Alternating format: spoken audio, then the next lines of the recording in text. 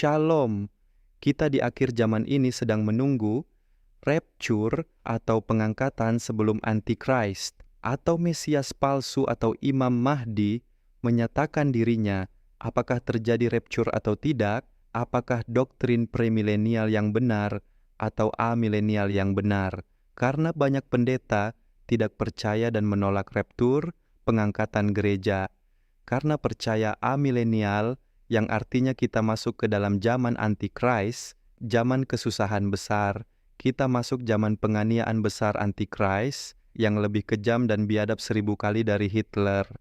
Banyak pendeta pembela doktrin, hamba doktrin, Tuhannya doktrin, jika terjadi rapture pengangkatan akan tertinggal, tidak ikut diangkat, karena jelas Tuhannya bukan Yesus. Zaman perjanjian lama PL adalah zaman Yahudi, diganti zaman gereja sekarang zaman kasih karunia, zaman gereja berakhir diganti zaman Yahudi.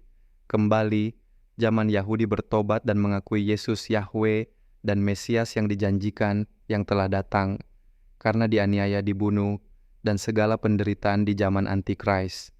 Disinilah orang Yahudi secara nasional bertobat, minta tolong kepada Yesus, sehingga Yesus mengirim 2 saksi Musa dan Elia, dan 144.000 orang Yahudi yang percaya kepada Yesus, baca kitab Wahyu, dengan tujuan agar seluruh bangsa Yahudi bertobat, mengakui Yesus dan menerima Yesus sebagai Mesias dan Yahweh mereka, Bapa mereka di Yesaya 63 ayat 16 dan 64 ayat 8. Penjelasan ini tidak pakai ayat-ayat karena ada ayat yang mendukung premilenial dan amilenial. Menghindari perang ayat-ayat, kita akan pakai nalar sehat, pikiran waras, otak kecerdasan. 1. Jika umat Kristen masuk zaman Antichrist, artinya zaman gereja, zaman kasih karunia akan berubah bukan lagi zaman kasih karunia, tapi zaman iman tambah perbuatan supaya selamat, yang artinya jaminan pasti keselamatan kita. Sudah tidak ada lagi dan Roh Kudus di dalam. Kita juga tidak ada lagi. Roh Kudus keluar meninggalkan kita sendiri.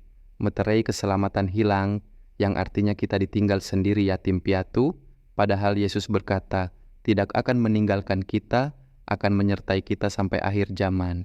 2.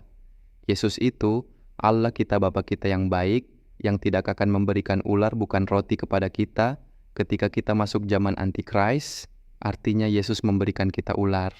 Karena seorang Bapa yang baik pasti akan menghindari meluputkan kita, sama analoginya kita Bapa punya anak. Ketika ada pembunuhan penganiayaan terjadi di suatu tempat, apakah kita suruh anak kita masuk di dalam pembunuhan penganiayaan atau menghindarinya? 3. 99% orang Kristen tidak selamat dan akan menyangkal Yesus, karena tidak ada lagi Roh Kudus di dalam kita yang memberi kekuatan.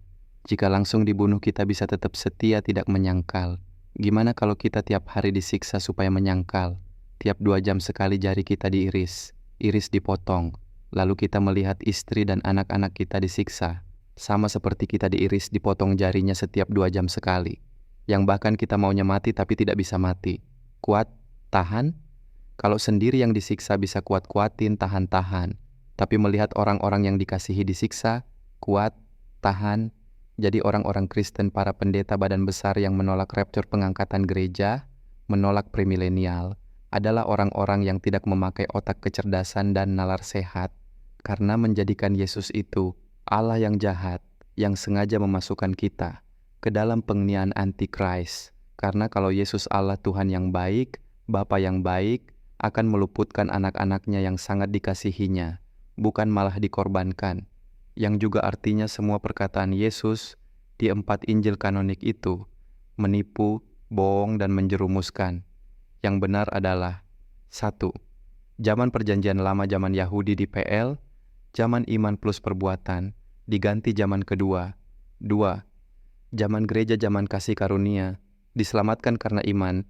Zaman Yesus mencurahkan darahnya buat penebusan seluruh bangsa umat manusia. Ditutup rapture pengangkatan gereja, lalu diganti zaman ketiga. 3. Zaman Antichrist, zaman pertobatan bangsa Yahudi secara nasional, seluruh bangsa Yahudi bertobat. Kembali zaman keselamatan karena iman plus perbuatan,